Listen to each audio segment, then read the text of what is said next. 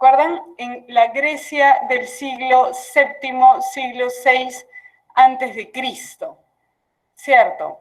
Muy bien, entonces, el día de hoy vamos a hablar del periodo cosmológico, ¿sí? El periodo cosmológico, la palabra cosmológico es filosofía, así es Jesús, así es. El periodo cosmológico, muy bien Isabela, ¿no? Filosofía, amar a la sabiduría, es una actividad que surge en el siglo VII antes de Cristo. Entonces, ¿les parece si iniciamos la sesión de hoy revisando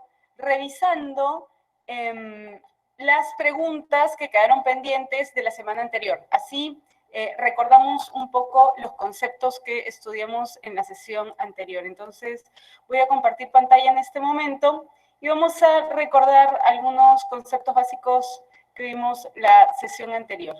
Ya saben que pueden activar sus micrófonos cuando gusten o seguir participando por el chat. Muy bien, voy a presentar las preguntas que quedaron pendientes, las preguntas del boletín. Me indican, por favor, si se logra ver la pantalla compartida. Muy bien, así tenemos, muchas gracias, Eric, así tenemos,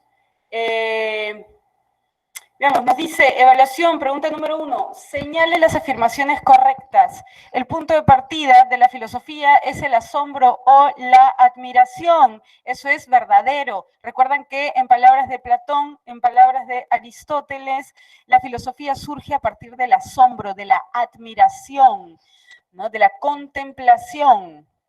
Así que la 1 verdadero. 2, la filosofía surgió de manera simultánea en distintas culturas antiguas. ¿Es ello verdadero? Recuerden que, según la sesión anterior, la filosofía surge exclusivamente en Grecia, ¿no? Vamos a preguntar, ¿la filosofía puede surgir en Latinoamérica? ¿Surgió en América Latina? ¿Surgió en otros territorios, en Oriente, en Asia? Esas ya son preguntas que tienen que ver también con filosofía latinoamericana, ¿no? Pero estamos abocándonos al origen de la filosofía en Grecia. 3, la filosofía nació en el siglo VI, VI después de Cristo en las colonias griegas de Macedonia. Eso es falso, ¿no? Como mencionamos, la filosofía surge en el siglo VII, VI antes de Cristo. Muy bien, la clave es la letra A. Número 2 nos dice, señale la afirmación correcta con respecto a las condiciones del origen de la filosofía. Eso también lo vimos en la sesión anterior. La situación geográfica de las colonias griegas favoreció el intercambio comercial.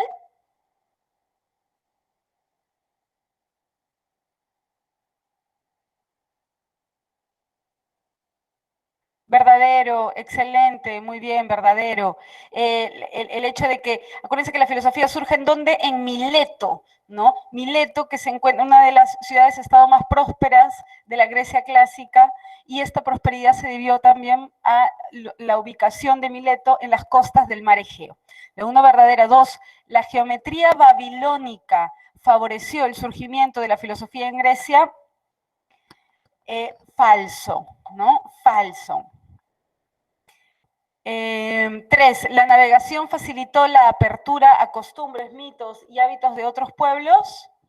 La navegación, a ver, sí, verdadero, excelente, muy bien, verdadero. Entonces ahí tenemos que la clave es la letra E, solo la 1 y la 3. Muy bien. 3, el pensamiento mítico se caracteriza por recurrir a la y emplear. Hablamos del pensamiento mítico, hablamos del salto, del paso del mito al logos. Entendíamos mito como una explicación fantástica, como una explicación que recurre a la facultad de la imaginación y a la fe. Mientras que las explicaciones lógicas, las explicaciones racionales ya son propias de la filosofía. Entonces, la filosofía surge a partir de este tránsito de las explicaciones fantásticas a las explicaciones racionales. Muy bien, entonces aquí la clave sería, el pensamiento mítico se caracteriza por recurrir a la pasión, a la imaginación, a la razón. y emplear sentimientos, categorías, conceptos. Ahí el pensamiento mítico se caracteriza por recurrir a la imaginación y emplear fantasías, ¿no?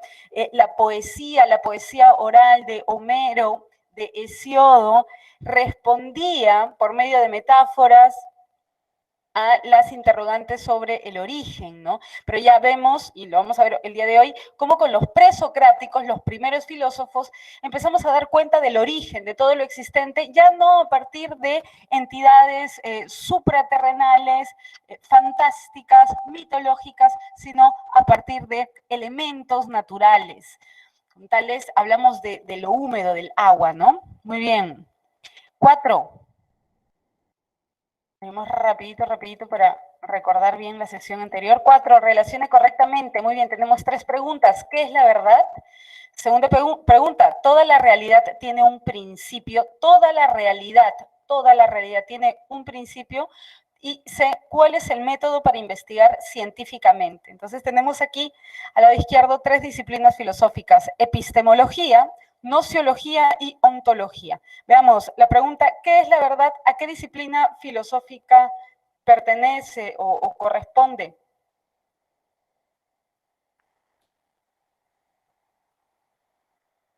¿Alguna idea? ¿Qué es la verdad?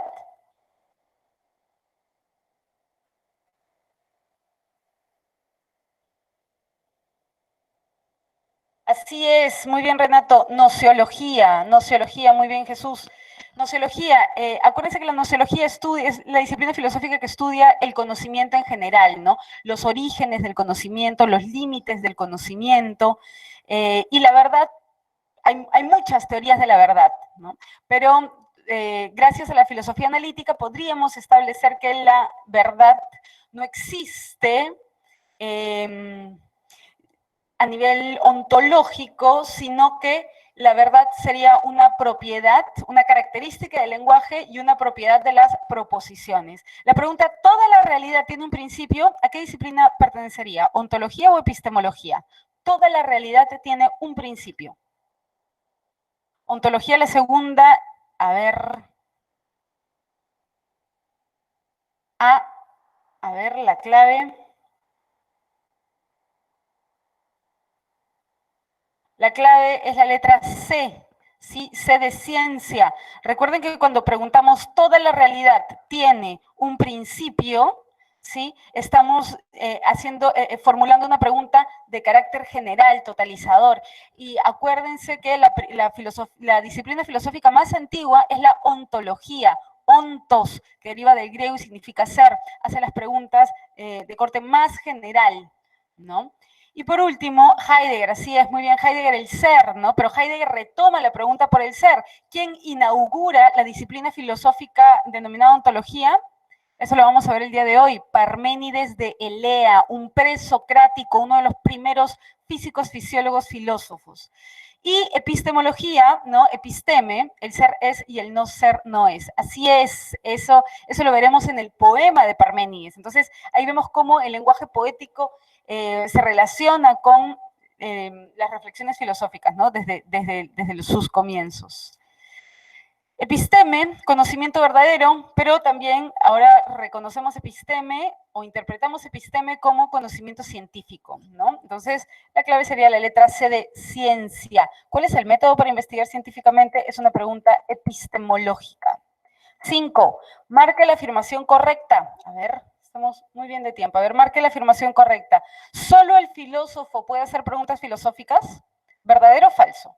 Solo el filósofo puede... Falso, así es, falso. Todos los seres humanos tendríamos exactamente esta inclinación natural hacia el conocimiento. Filos, amor e inclinación, ¿no? Siguiente, el hombre común y corriente no puede hacer filosofía. Un poco falso, así es. Cualquier ser humano puede formular preguntas filosóficas, ¿no? Y la clave sería la letra C, C de crítica. ¿Qué sentido tiene la vida? Es una pregunta filosófica. ¿Por qué? Porque no tiene una sola respuesta, porque suscita muchas otras interrogantes y porque su investigación puede implicar un método como puede no implicar un método. Así es, las respuestas son diversas, ¿no? Muy bien, vayamos a las 6.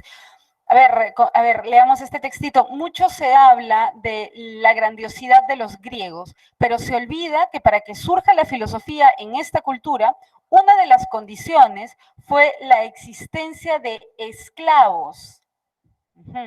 Platón y Aristóteles escribieron grandes obras, pues tuvieron tiempo libre u ocio para realizar dichas actividades intelectuales. Por lo señalado, se infiere que en el surgimiento de la filosofía un factor importante fue, claro, estamos hablando de qué, de la existencia de esclavos, de la democracia esclavista que permitió, así es, Paul, ¿no? Pero también se cuenta que Aristóteles libera a sus esclavos en su lecho de muerte. Pero sí, toda la filosofía clásica griega surge en medio de un sistema democrático esclavista. Entonces, ¿cuál sería el factor importante si hablamos de la democracia esclavista? Uy. Así es, socioeconómico. Sí, Miguel, socioeconómico. Muy bien. Vamos a las 7, nos dice otro texto.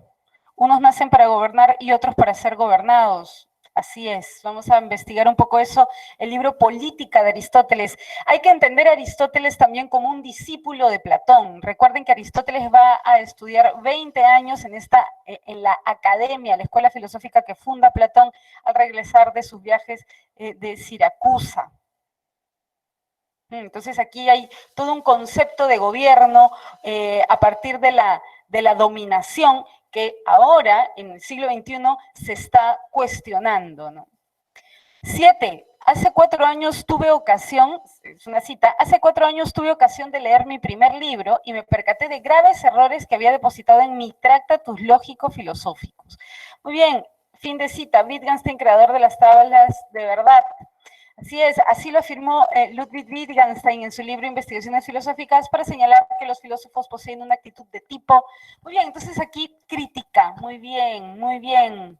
Excelente, Renato, muy bien, Rolando, crítica, ¿no? La característica crítica de la actitud filosófica implica diferenciar, establecer diferencias, hacer un análisis riguroso y poder encontrar las contradicciones dentro de los razonamientos. El encontrar errores es parte de la actividad crítica filosófica. 8. Las preguntas, ¿qué es el valor? ¿El valor depende del sujeto o del objeto? Fueron planteadas por algunos filósofos por parte de su reflexión y corresponden al estudio de la disciplina filosófica conocida como, axios. Muy bien, axios en griego significa valor, axiología.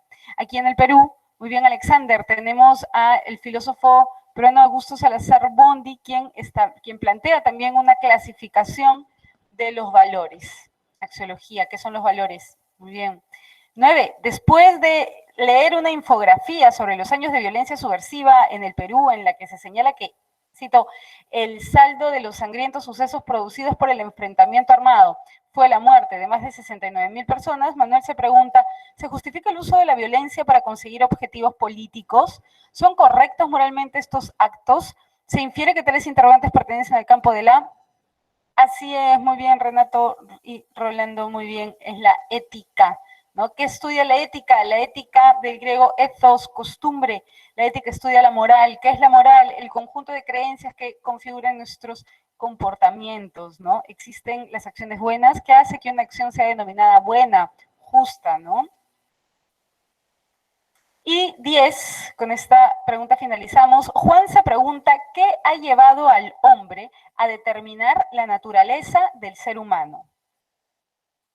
¿Qué ha llevado al hombre a determinar la naturaleza del ser humano? ¿Cuál es la naturaleza? Es decir, ¿cuál podríamos reemplazarlo por esencia quizá?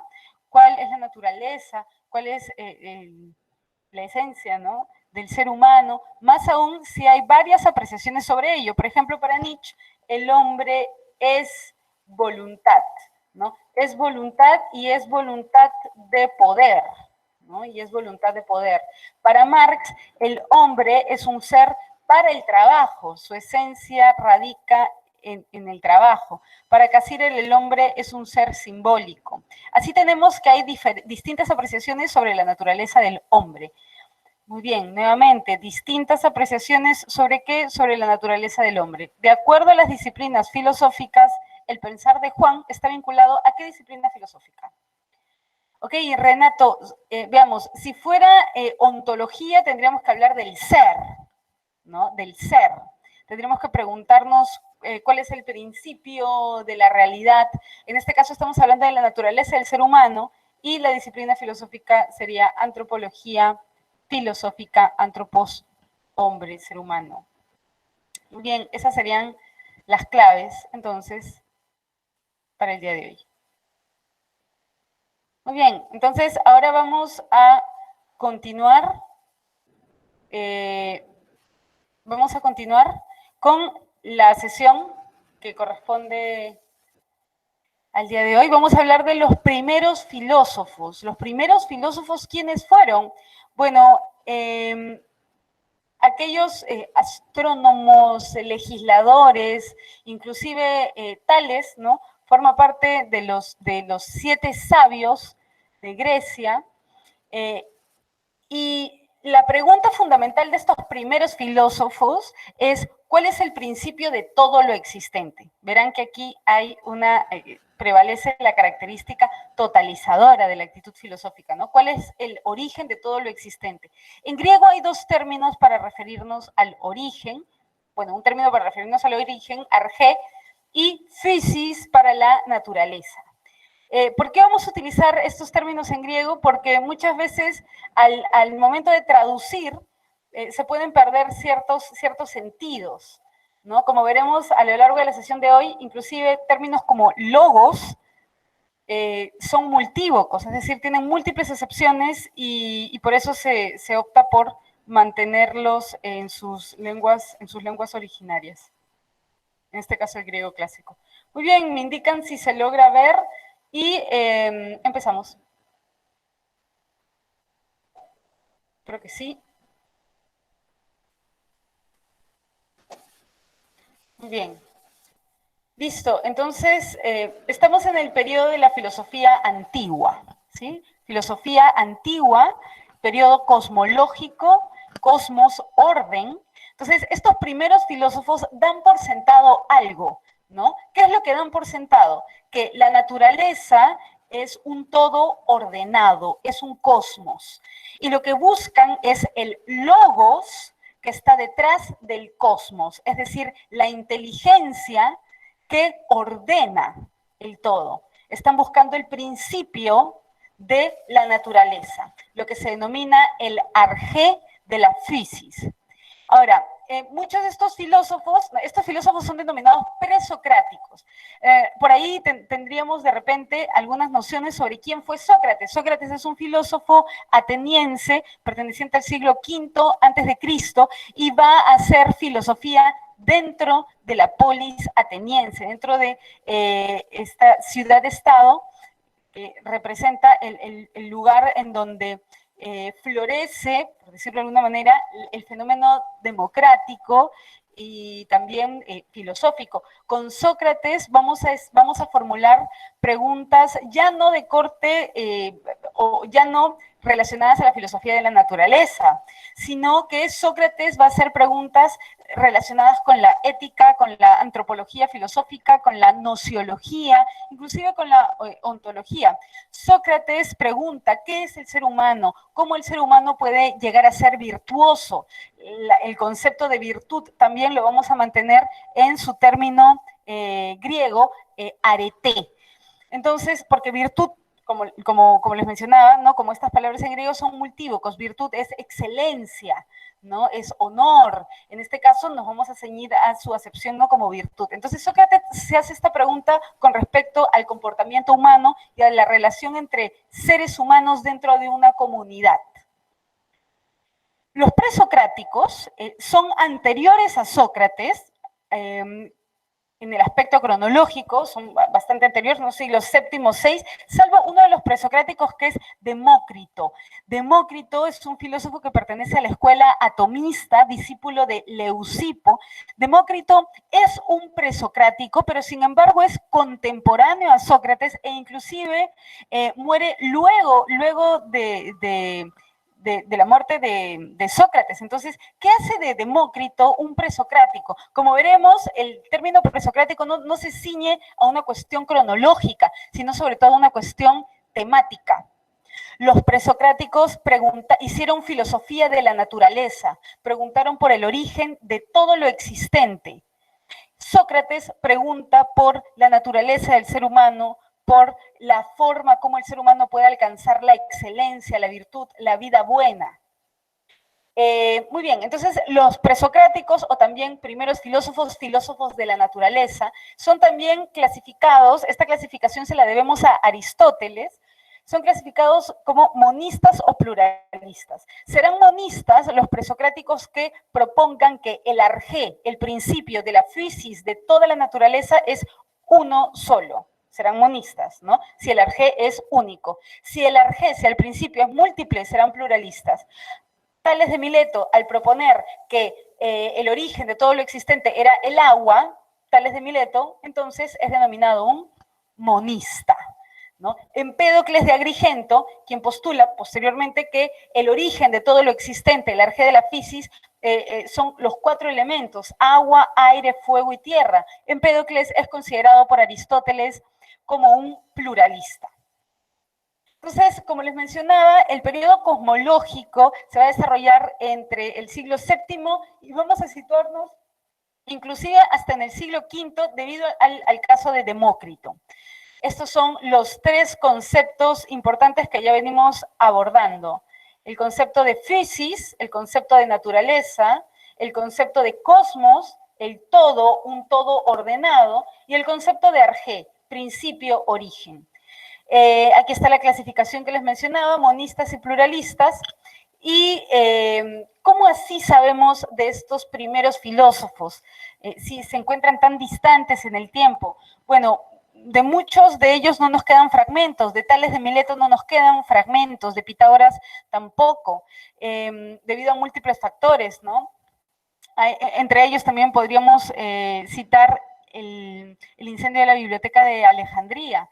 Entonces, ¿cómo sabemos de estos primeros filósofos? Por comentadores, ¿sí? Por discípulos, por comentadores, y muchas veces esta información que no es inmediata, implican ciertos cambios, ¿no? En los datos biográficos de estos pensadores. Así, por ejemplo, el pitagorismo suscitó muchos discípulos. Sobre todo se desarrolló en la región de Crotona, lo que ahora se denomina como Italia. Y entonces, fueron tantos los discípulos, ¿sí?, que esta información que nos queda muchas veces tergiversa la información que tenemos de Pitágoras, por ejemplo, ¿no? Y es así como nos hacemos una idea de Pitágoras como un personaje casi legendario, hacedor de milagros, ¿no? Y no solamente esto sucede con Pitágoras, sino con muchos otros presocráticos, ¿no? ¿Debido a qué? A la distancia a la distancia que tenemos con ellos en el tiempo. Muy bien. Entonces, esta es la clasificación, ¿no? Tenemos ahí monistas y pluralistas. Hagamos un repaso rapidito. Tales de Mileto es monista porque propone que el arjé de la physis, el principio de todo lo existente, es el agua. Más concretamente, lo húmedo. Sí, vamos a ver cuáles son las influencias de la cultura babilonia en Tales. Okay, el agua en Tales de Mileto. Anaximandro de Mileto, quien nos habla de lo apeiron. ¿Qué es lo apeiron? Lo apeiron es lo indeterminado, aquello que no tiene límites. Y que sin embargo es concreto, y que sin embargo es físico. Eso es lo que hace este tipo de explicaciones racionales, este tipo de explicaciones que nos remiten al mundo fenoménico, al mundo de la naturaleza, es lo que hace de estos pensadores los primeros filósofos al distanciarse de las explicaciones de corte mítico, fantástico. Luego tenemos a Anaxímenes de Mileto, quien nos habla del aire como principio, como origen de todo lo existente. Y recordarles que estos 3 filósofos, Tales de Mileto, Anaximandro de Mileto y Anaxímenes, conforman la denominada escuela jónica, escuela Milesia o escuela de Mileto, fundada por Tales de Mileto, y como verán, el pensamiento no era pues una doctrina, no era la enseñanza, en esta escuela no se practicaba la enseñanza de una doctrina, sino que había espacio para la crítica, para proponer, ¿no?, nuevos elementos, como sucedió en esta escuela, la escuela jónica, la escuela Milesia, la escuela de Mileto. Luego tenemos a Pitágoras de Samos, justo estábamos hablando un poquito de Pitágoras. Para Pitágoras y para la escuela pitagórica, para los discípulos de la escuela, en esta escuela sí presenta una doctrina, un sistema de creencias que implicó también una determinada forma de vida. Para Pitágoras de Samos, el origen de todo lo existente, el arjé de la fisis, es el número. El número es concebido no como una entidad ideal o abstracta, el número es concebido como algo concreto, como algo real. Parménides de Elea también es un presocrático monista. Parménides nos habla del ser, justo lo que mencionaba en el chat, ¿no? El ser es y el no ser no es. Puede parecer un poco redundante, y sin embargo, estas afirmaciones van a constituir los principios de la lógica clásica, ¿no? Del principio de identidad, del principio de no contradicción, el principio del tercio excluido. Luego tenemos a Heráclito de Éfeso, para quien el origen de todo lo existente es el fuego. Luego tenemos a los pluralistas, Empédocles de Agrigento. Empédocles nos va a hablar de los 4 elementos, Anaxágoras de Clazomene nos va a hablar de las semillas, de las homeomerías, de las espermata, y Demócrito de Abdera nos va a hablar de los átomos. Entonces, debido al carácter diverso del arjé, en estos pensadores Empédocles, Anaxágoras y Demócrito, es que son denominados pluralistas. Aquí tenemos el término arjé, ¿no? Principio, origen, y eso es lo que vamos a buscar en la filosofía de la naturaleza que desarrollan estos presocráticos. Entonces ahí tenemos a los monistas. ¿Quiénes son los milesios? No se olviden, los milesios son aquellos que integran la escuela jónica, Tales, Anaximandro y Anaxímenes. Los pitagóricos, Heráclito, y los eleatas. ¿Quiénes son los eleatas? Parménides de Elea funda la escuela eleata, a la que pertenece también Zenón de Elea. Entonces, cuando les mencionen milesios, ya sabemos Tales, Anaximandro, Anaxímenes, eleatas, ¿no? Parménides y Zenón específicamente.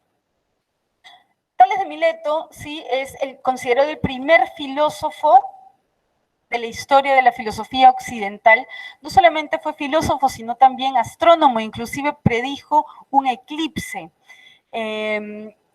Se conoce por ciertos comentadores de los viajes que Tales realiza a Egipto. Probablemente en estos viajes haya recepcionado ideas que han influido en su propuesta filosófica, ¿no? Entonces, ahí está, ¿no? En la lámina estudió con los sabios egipcios y babilónicos, ¿no? Esta idea de que la Tierra es un disco que flota sobre el agua es parte de la cultura babilonia, ¿no? Entonces, o babilónica. Entonces, Tales de Mileto funda la escuela de Mileto o la escuela jónica.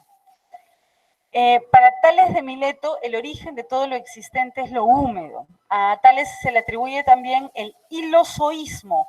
¿Qué significa hilozoísmo? De las dos voces griegas, hilo, ¿no?, que proviene de hyle, que significa materia, zoísmo, que proviene de zoe, que en griego significa vida, es decir, la materia para Tales está viva. También se le atribuye el panpsiquismo. ¿Qué significa panpsiquismo? Pan, este prefijo que proviene del griego, que significa todo, totalidad, ¿no? Panóptico, panorama, pan, y psiquismo, que viene de psique, que significa alma, mente, es decir, todo posee mente, todo tiene alma, y en el caso del hilozoísmo, la materia está viva. Una de las frases que se le atribuyen a Tales es la siguiente: todo está lleno de dioses, ¿no? Bárbara, pero tú nos has mencionado que la filosofía surge a partir de la transición del mito al logos, de las explicaciones de corte fantástico a las explicaciones de carácter racional lógico. Como Tales emplea, ¿no?, todo está lleno de dioses. Recuerden que en los orígenes de la filosofía, y podemos decir que también en ciertos periodos de la filosofía posterior a la presocrática, los planteamientos filosóficos se han relacionado con el lenguaje poético. Muchas veces esto ha sido problemático, pero vamos a ver qué métodos también se han empleado, qué propuestas para emprender una suerte de depuración del lenguaje, de algún método para poder precisar el lenguaje. Y eso lo vamos a ver más adelante con Ludwig Wittgenstein, con el Círculo de Viena. Muy bien, entonces todo está lleno de dioses. Estos primeros filósofos están tratando de dar cuenta del origen, utilizando todavía metáforas de corte poético, pero que, sin embargo, dan a entender sus perspectivas, ¿no? Todo está vivo, todo tiene alma. ¿Por qué el agua? Bueno, porque el agua es el elemento que los seres necesitan, ¿no?, para subsistir. La novedad con Tales de Mileto es que él trata de responder a esta pregunta, la pregunta por el origen de todo el existente, por el arjé de la physis, mirando a la naturaleza, ¿no? Tales de Mileto, en todo caso, nos hablaría de una suerte de agua primordial. Muy bien, ahora hablemos de Anaximandro de Mileto, discípulo de Tales. Anaximandro le debemos el término arjé. Fue el primero en utilizar el término arjé para referirse al principio natural de todo lo existente. Fue geómetra, astrónomo y también político griego. Anaximandro nos propone como arjé lo apeiron. Apeiron deriva del griego, viene de dos voces griegas, a como átomo sin, y peirón, que deriva de peras, peirón, límites, es decir, el origen de todo lo existente es algo ilimitado, algo indeterminado, y sin embargo físico y sin embargo natural. Entonces, ya aquí podemos ver que hay una crítica a su maestro, ¿no? Para Anaximandro, al comienzo, en el principio de todo, es una especie de mezcla de múltiples elementos que los seres humanos no podemos distinguir por medio de los sentidos. Para Anaximandro, lo apeiron es eterno e infinito. Y aquí me gustaría establecer la diferencia entre eternidad e inmortalidad. La eternidad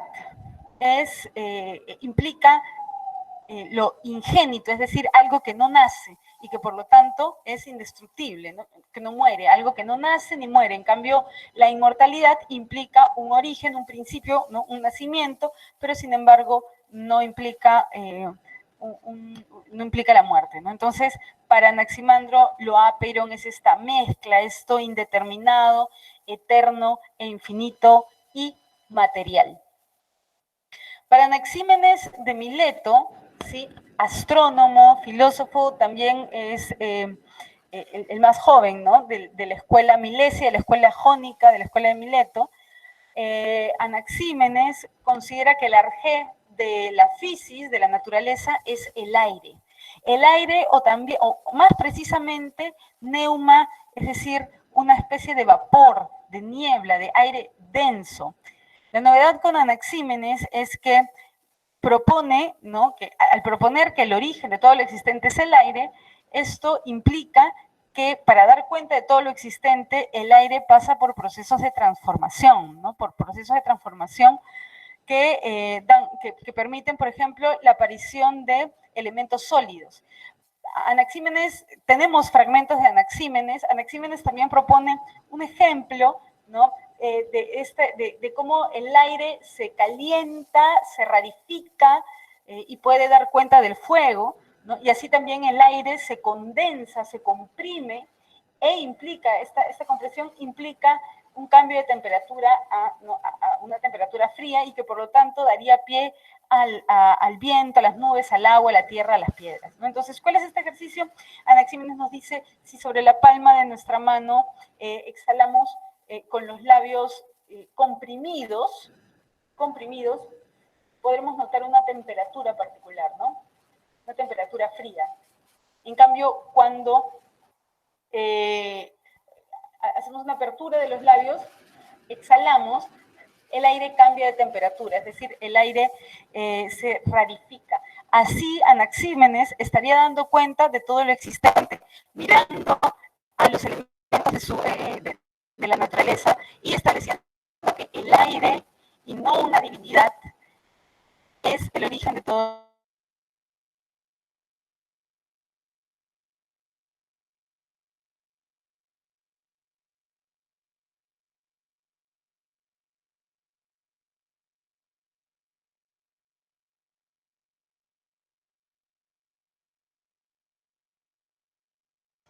Miss, Miss, disculpe, no se escucha.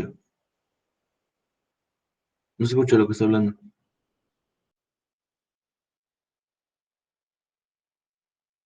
Ahí,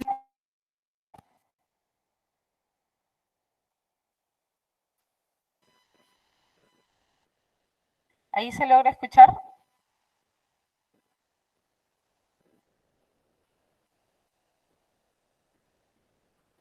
Sí, ok, muchas gracias. Cuando sucedan estos detalles, por favor, comunicármelo por el micro. Ok, listo. Sí, por favor, porque no siempre puedo estar revisando el chat, entonces por el micro puedo responder más inmediatamente. Gracias. Muy bien, entonces continuamos. Listo, entonces habíamos hablado de Anaxímenes. Ahora vamos a hablar de Pitágoras de Samos. Pitágoras de Samos, sí, matemático, músico, religioso. No sabemos si existió, pero se piensa que vivió entre el 582 y el 507 a.C. A diferencia de Tales, a Tales se le considera el primer filósofo de la historia occidental, pero Pitágoras es el primero en autodenominarse, en reconocerse como filósofo. Pitágoras funda la escuela pitagórica en Crotona. ¿Cómo sabemos de Pitágoras? Por los múltiples discípulos que generó esta doctrina.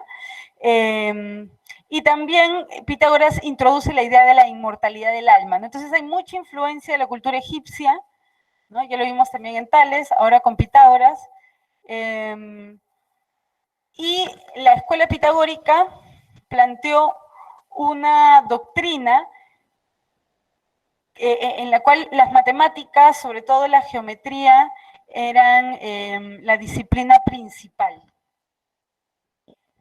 Para Pitágoras y para la escuela pitagórica, el arjé de la fisis es el número, y el número es concebido como algo real, ¿sí? Toda la naturaleza puede ser cuantificable, porque la naturaleza es armoniosa, tiene una naturaleza, tiene una estructura matemática, ¿sí? Entonces, muy importante esto, Pitágoras concibe al número como algo real.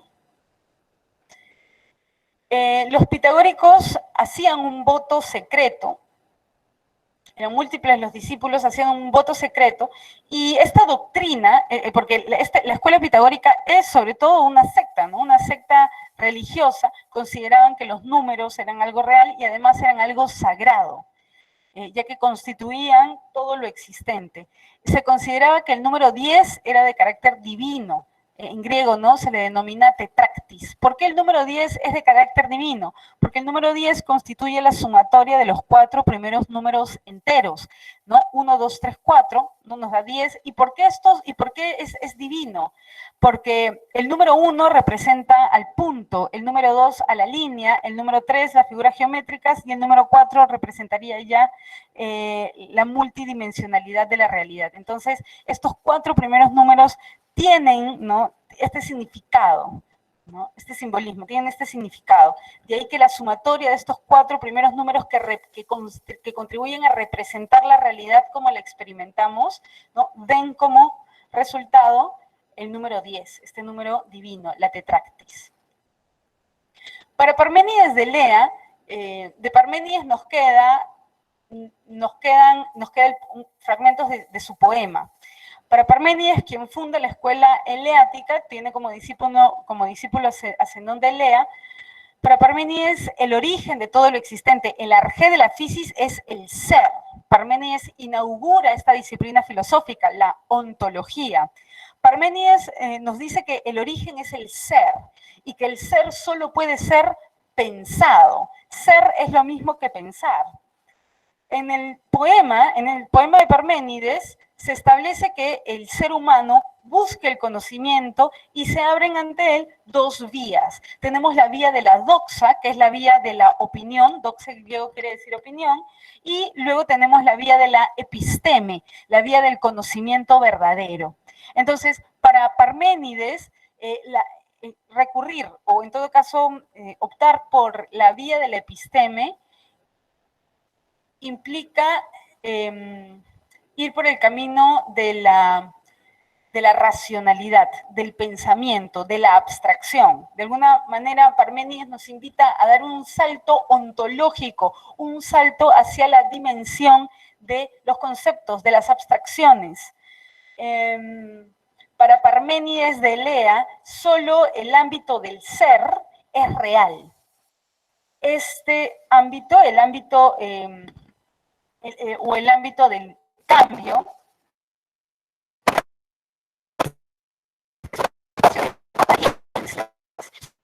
Mix su micro.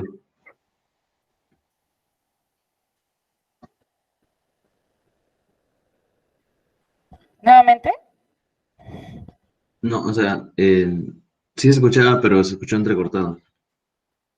Ok, Ya se escucha mejor. gracias. Pero ¿qué tal? ¿Se va entendiendo un poquito? Sí, lo de Parménides. Sería interesante también ver algunas partes de algunos fragmentos del poema, ¿no? Pero les invito igual a su lectura. Un poco para entender esto que plantea Parménides, ¿no? Que es un poco más complejo, implica este salto ontológico. Para Parménides, las cosas, los seres son, ¿no? El ser siempre es, y el ser solo puede ser pensado. Es decir, el ser implica el ámbito de la racionalidad, el ámbito de la abstracción. Entonces, lo distinto al ser para Parménides es el no ser, o también denominado como nada, ¿no? La nada. Entonces, Parménides establece que el ser es y el no ser no es. Entonces, hay una diferencia, ¿no? Hay un espacio real y hay un espacio de apariencias. Hay un espacio de inmovilidad, un espacio en donde no se da el cambio. Ese es el ámbito del ser. En el ser nada cambia porque el ser siempre es, ¿no? En cambio, el mundo de la temporalidad es el mundo del cambio y es el mundo de las apariencias. Veamos algunas características del ser, ¿no? Ahí está lo que les estaba mencionando, ¿no? El movimiento, la diversidad, la divisibilidad, la temporalidad son aparentes. Zenón de Elea, inclusive, por medio de algunas aporías, plantea la imposibilidad del movimiento. Entonces, el ser para Parménides y para la escuela eleática es eterno, es decir, no nace ni muere, es uno, es inmutable, no cambia, es indivisible, es completo, es perfecto, es limitado y además es esférico. ¿Sí? Y esto tiene que ver también con la relación de la filosofía con la astronomía y con otras disciplinas que estos primeros filósofos, fisiólogos, físicos desarrollaron. Luego tenemos a Heráclito de Éfeso, otro presocrático monista. Claro, aquí nos dice, ¿no? Es el antagonista filosófico de Parménides. ¿Qué significa esto? ¿En qué radica ese antagonismo? Para Parménides, recuerden, el ser es y el no ser no es. Para Heráclito de Éfeso, el ser es y no es al mismo tiempo. Heráclito es el filósofo del devenir, el filósofo del cambio, el filósofo de la dialéctica, y este es un concepto muy importante porque lo vamos a ver a lo largo de la historia de la filosofía occidental. Heráclito es el padre de la dialéctica, ¿sí? ¿Qué es la dialéctica? ¿Qué implica la dialéctica? La dialéctica implica movimiento, una lucha de contrarios. Para Heráclito, la naturaleza está en constante polemos, en constante confrontación. Y esta confrontación permite el orden de todo lo existente. Es el cambio lo constante. Y Y esta comprensión del cambio o de la realidad a partir de lo cambiante o de lo inmóvil es lo que hace que Heráclito y Parménides se genere esta controversia entre Heráclito y Parménides, ¿no? Heráclito no funda ninguna escuela, a diferencia de Parménides, la escuela eleática, es apodado el Oscuro. ¿Por qué? Porque nos quedan fragmentos de Heráclito y en muchos de estos fragmentos hay metáforas o hay imágenes que resultan un poco incomprensibles. Entonces, por ello es también denominado Heráclito el Oscuro, ¿no? O el filósofo melancólico. Algunas características de su personalidad según algunos comentadores posteriores. Todo fluye, todo cambia, ¿no? En los mismos ríos entramos y no entramos, pues somos y no somos los mismos. Ahí vemos, ¿no? Este conflicto con Parménides. No es que el ser es y el no ser no es, sino que todo es y no es al mismo tiempo. Y Heráclito utiliza la figura del fuego para representar el cambio. Para Heráclito, el principio de todo lo existente es el fuego. Esto, mencionar, ¿no? O proponer un elemento de la naturaleza como origen de todo lo existente es lo que hace a Heráclito un filósofo presocrático, uno de los primeros filósofos.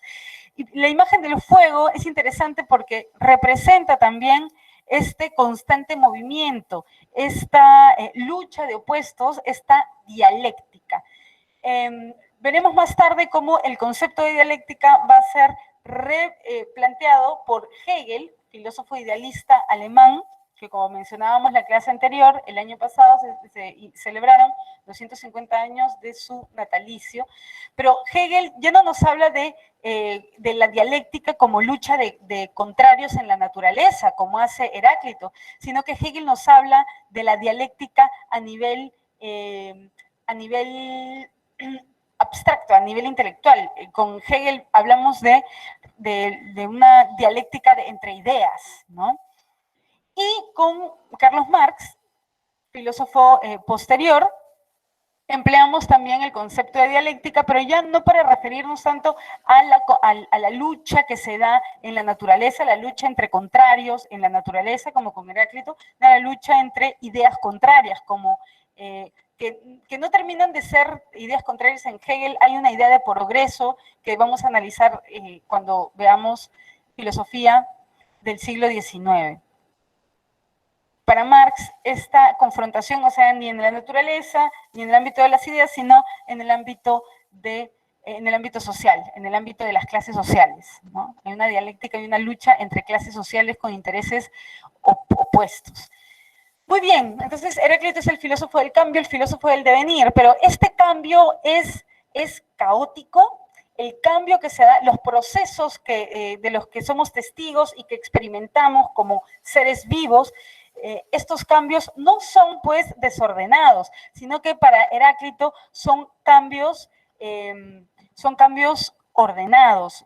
Y es por eso que Heráclito también suscribe a esta noción de cosmos, ¿no? De naturaleza como un todo ordenado. Entonces, ¿qué hay detrás? ¿Qué hay detrás de la naturaleza que ordena, ¿no? Que ordena el cambio? Para Heráclito hay una ley universal, hay una especie de razón universal que Heráclito denomina logos. El logos, como ahí mencionamos en la lámina, no es algo extrínseco, sino que es inmanente. Importante la noción de inmanente y trascendente, ¿no? Cuando hablamos de inmanencia, hablamos en este caso, de un principio que está imbricado en la naturaleza, que es parte de. En cambio, cuando hablamos de algo trascendente, hablamos de algo extrínseco, algo que está fuera de. Muy bien, entonces el logos implica la unidad de estos contrarios, ¿no? El logos, esta ley, de alguna manera, configura el desarrollo dialéctico de la naturaleza. Entonces, aquí hemos visto a los monistas, ¿no? Hemos visto aquí la escuela jónica, o Milesia, Tales, Anaximandro, Anaxímenes, Anaximandro con Tales con el agua, Anaximandro con lo áperon, lo indeterminado, Anaxímenes con el aire, la condensación, la rarefacción, proceso de transformación de la materia, Pitágoras de Samos, el número, la tetractis, ¿no? Parménides, el ser, la racionalidad, el salto ontológico, el ser como algo perfecto, esférico. Heráclito nos habla del cambio, la dialéctica, el fuego como arjé y el logos como ley universal. Muy bien, entonces ahora tenemos a los pluralistas. Los pluralistas fueron también presocráticos que dieron cuenta del arjé, pero a partir de diversos elementos. Ahora, la particularidad de los pluralistas es que deben responder no solo a la pregunta por el arjé de la fisis, como han hecho los presocráticos monistas, sino que los presocráticos pluralistas deben responder también a la pregunta por el origen del cambio, es decir, cómo se da el cambio. Debemos optar por el ser parmenidio, por el ser de Parménides, que el ser solo accedemos al ser por medio de la razón, y que lo cambiante es lo aparente, o como Heráclito, todo es devenir, todo es cambio, todo es y no es al mismo tiempo. Entonces los pluralistas son testigos de la controversia Heráclito-Parménides y el problema que está detrás, que es el problema del cambio, el problema del tiempo, del movimiento. Ahí tenemos a Empédocles. Empédocles nos va a hablar de los 4 elementos, agua, aire, fuego, tierra, y además nos habla de 2 fuerzas que darían origen al cambio. Vamos a verlo en breve. Anaxágoras nos habla de las homeomerías, de las semillas, y de una inteligencia que está detrás y que ordena estas semillas. Y Demócrito, perteneciente a la escuela atomista, nos habla de los átomos, ¿no? Múltiples átomos, infinitos átomos de diferentes tamaños que se unen, ¿no? Y se disgregan, pero que también los atomistas nos hablan del vacío. Ahí tenemos a Empédocles de Agrigento, ¿sí? Se cuenta que muere lanzándose al volcán Etna, quedando tan solo una sandalia de Empédocles, y así como esta anécdota se cuentan múltiples, ¿no? Tenemos quienes nos hablan de estos primeros filósofos: Aristóteles, Diógenes Laercio y múltiples comentadores posteriores. Empédocles nos habla de que los elementos duros, ¿no? Fríos, surgen porque prevalecen en ellos el agua y la tierra, mientras que los elementos suaves y calientes surgen a partir de la preponderancia del aire y del fuego. Entonces, entendemos la naturaleza a partir de los 4 elementos con Empédocles. Esto lo muestra en un poema, su poema sobre la naturaleza. Ahora, Empédocles responde a la pregunta por el origen, por el movimiento, hablándonos de 2 fuerzas. Él nos habla del amor y el odio. Cuando se da el nacimiento de un ser humano, prevalece el amor. Cuando enfermamos, prevalece el odio. Entonces, Empédocles sigue empleando este lenguaje poético, pero para Empédocles el amor y el odio no son sentimientos, sino que son fuerzas cósmicas. Y este análisis racional, aún empleando el lenguaje poético, hace de Empédocles un filósofo presocrático. Entonces, los 4 elementos y el amor y el odio como fuerzas cósmicas que permiten el cambio. Anaxágoras nos habla de las semillas, de las homeomerías, de las espermatas. Anaxágoras es un personaje controversial. Se cuenta que tuvo que exiliarse de Atenas, fue el primero en llegar a Atenas. Se cuenta que también fue probablemente maestro de Sócrates, de Protágoras, inclusive de Pericles. Y Anaxágoras va a tener que exiliarse. ¿Por qué? Por ser acusado de impiedad. ¿Quiénes eran impíos? Aquellos que iban en contra de la religión oficial de la polis, ¿no? ¿Y por qué era impío? Bueno, Anaxágoras había afirmado que el sol era una piedra candente y que la luna reflejaba la luz del sol. Es decir, con Anaxágoras se pierde este carácter de divinidad de estos elementos, de la luna y el sol, ¿no? Y eso es lo que hace de Anaxágoras un pensador exiliado por impiedad, ¿no? Anaxágoras entonces nos habla de las semillas son eternas, infinitas, invisibles al ojo humano. Aristóteles las denomina homeomerías. Recuerden que Aristóteles es quien nos da cuenta de los presocráticos, entre otros comentadores, sobre todo en su libro Metafísica. Anaxágoras responde a la pregunta por el cambio, por el movimiento, ya no mencionando el amor y el odio como Empédocles, sino que Anaxágoras nos habla de una inteligencia, una mente universal, una sustancia sutil que permitiría que las semillas se unan o se disgregan. Este principio es el nous. Y por último, la escuela atomista con Leucipo y Demócrito de Abdera. estos filósofos, acuérdense, les mencionaba que Demócrito es un presocrático, pero es contemporáneo a Sócrates. Demócrito considera que los átomos son indivisibles, invisibles al ojo humano, infinitos, de diversos tamaños, eternos, y que además el alma humana está conformada por átomos. Por lo tanto, el alma humana también sufriría la disgregación de los átomos al morir, y por lo tanto el alma humana sería mortal. A diferencia de Leucipo, quien propone, ¿no?, comprender la realidad a partir de los átomos, Demócrito nos habla del vacío. El vacío permitiría que los átomos se desplacen, se unan y se disgreguen, dando pie a los diferentes elementos de la naturaleza. Entonces, aquí tenemos a estos pluralistas, ¿no? No se olviden de sus respuestas con respecto al movimiento, ¿no? Empédocles nos habla del amor y el odio, Anaxágoras nos habla del nous y Demócrito nos habla del vacío. Entonces, los pluralistas tienen que responder a estas dos interrogantes. Muy bien, entonces, eso fue un poco la sesión de hoy. Si existen preguntas, comentarios, por favor, empecemos la siguiente sesión un poco comentando sus preguntas y vengan también con las respuestas del boletín de la semana 2, porque vamos a revisar las 10 preguntas a inicio de clase para cerciorarnos de que se estén entendiendo todos los conceptos. Y como siempre, son bienvenidas sus intervenciones. Muy bien, muchas gracias. Disculpen los pequeños altercados, pero sí, estoy de acuerdo, Eric, ¿no? Siempre estamos un poco corriendo, pero muy bien. Listo, que tengan un buen fin de semana. Nos vemos el siguiente miércoles. Chau, chau. Hasta luego.